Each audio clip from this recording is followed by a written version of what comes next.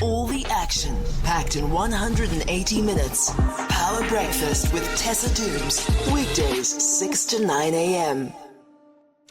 Lukhanyo Vangqa and Professor Sarita Ramsaroop join us this morning to discuss the future of education, at least where we start in building a different future for our education trajectory, what our curriculums are, etc. Of course, in the last few years, there's been a lot of hype around AI and our need to move into the tech space in our schools. But at the same time, we've been lamenting poor infrastructure, water. We spoke about the quality of water this morning. We've been talking about pit toilets, but also been talking about the low literacy rates. Reading and writing, we talk about those ANA tests that the grade 3s are doing. So what should we focus on? Should we be focusing on the tech right now and building that in, or should we be fixing the basics? The Department of Basic Education saying they're going to focus on literacy first. Lukhanyo, thank you so much for joining us as the spokesperson to the minister. What is the motivation around the department in focusing on literacy? Good morning to you, and good morning to the Power listeners as well. If you will recall, in January, the minister released the NSC matric results, which delivered the highest matric pass rate that the country has ever seen, at 87.4%. Yeah. A month before, the minister had released the trends in mathematics and science, known as TIMS, as well as the SACMAC results, which test throughout the system, specifically focusing on grade 3s and grade 9s. And what we have seen there in those results is that the country has regressed. But one troubling statistic that stayed with the minister is the fact that 80% of children by the age of 10 or in grade 4 cannot read for meaning in any language. Now, this showed that there was a disjuncture in the system. While we were doing so well in the FET and the senior phase, we were totally falling behind with regards to the foundations of learning. Gotcha. And as a result, the minister then decided to embark on a strategic reorientation of the basic education system to strengthen the foundations of learning through expanding ECD access so that children get access to reading and literacy at much earlier levels than the usual when they only get to read or interact with the book by the age of 7 when they come to grade 1. So it's much more critical and foundational that we get the foundations of learning correct so that we improve the levels of literacy.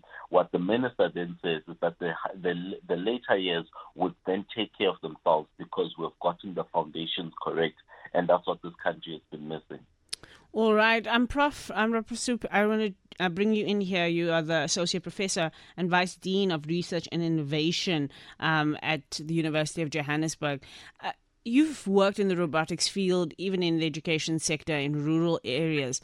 Should it be an either-or? Do we need to make a critical choice between, focusing on literacy versus robotics and, increasing children's tech skills? Or is there a way to do both in tandem? Good morning, Tessa, and thank you for having me. It's a pleasure to be here with you as well as your listeners. In my view, Tessa, both areas are equally important and they should be developed in tandem. So while foundational skills such as reading, writing, mathematics are critical for early learning and long-term academic success, it's equally important that children begin to develop the creative, critical, problem-solving abilities. And while it may be argued that these competencies are integrated or can be integrated when teaching the foundational subjects, engaging with subjects such as coding and robotics provides a different take on how these skills can be developed to navigate in the very fast-changing, technology-driven society we find ourselves in. And for me, we're moving now out of the fourth industrial revolution, which focused on automation, efficiency, and we're entering the early stages of the fifth industrial revolution. Ooh, what is that? and that is about moving towards collaboration between humans and machines. And that's where we're seeing the advanced technologies of where we're transforming the global landscape. We're emphasizing the importance of innovation. Artificial intelligence is the buzzword.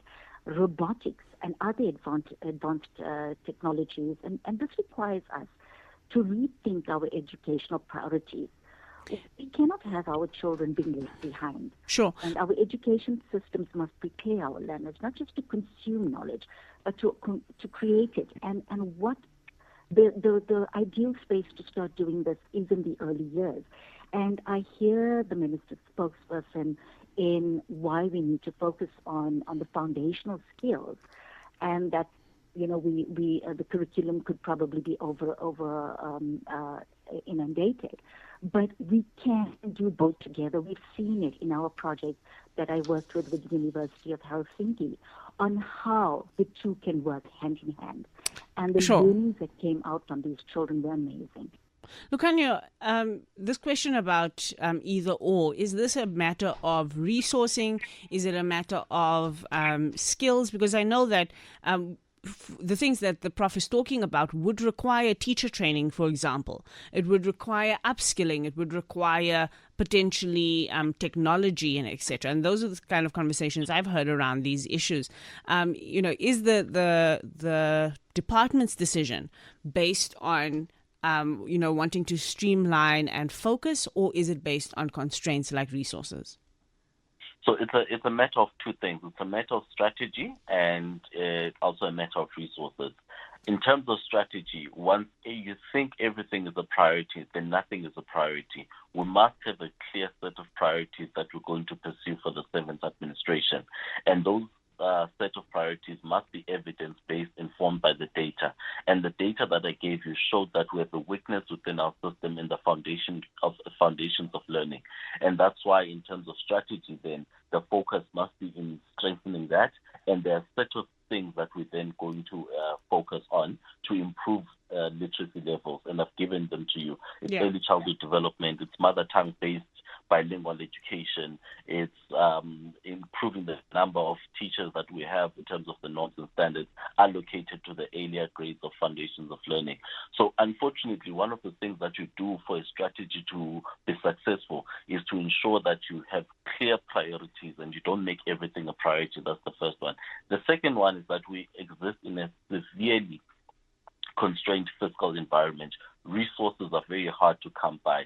We are operating in 2025 with an education budget that's less than what it was 10 years ago, after 10 years of austerity in government. That means the budget we have in 2025 is less than what we had in 2014.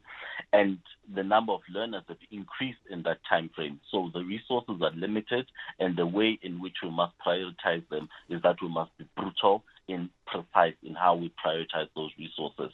They're very limited and hard to come by.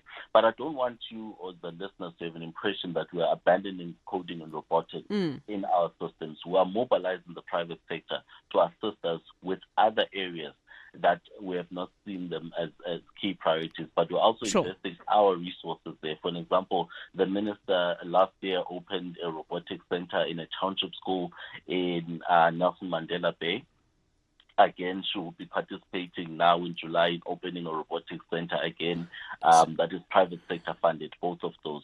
So we are working with the private sector to mobilize resources for the areas where our resources cannot stretch and reach in the manner that we'd like them to do. However, as part of our key priorities and prioritizing the resources that we have, we found that the foundations of learning needed much more urgent attention.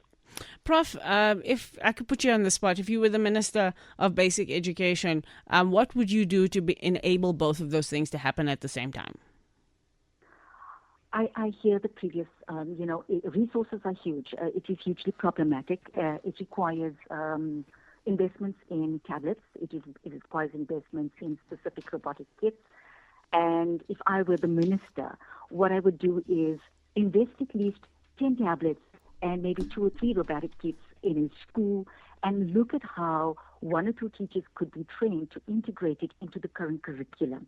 Because what we've been experimenting with is that when a child is designing a robot to move in a particular direction, the skills of your reading, your mathematical thinking, your critical, creative, all of the competencies that is being fostered now in the curriculum is integrated anyway.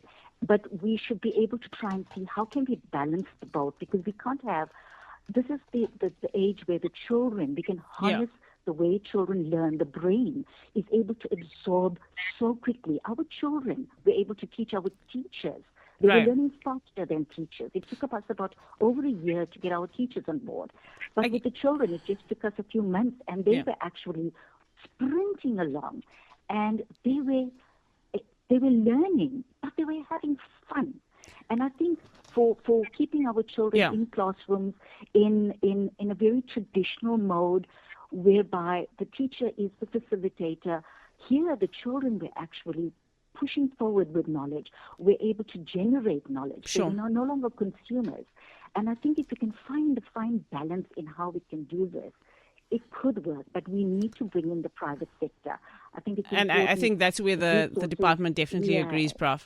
But I really do think that the idea of using AI as a teaching tool, not just to teach AI, but AI as a teaching tool, might be part of that solution. But thank you so much, both of you, for bringing that conversation to light. That's Lukhanyo Vangqa, the spokesperson of the Minister of Basic Education, and Prof. Sarita Ramsaroop, a dean or vice dean at the University of Johannesburg.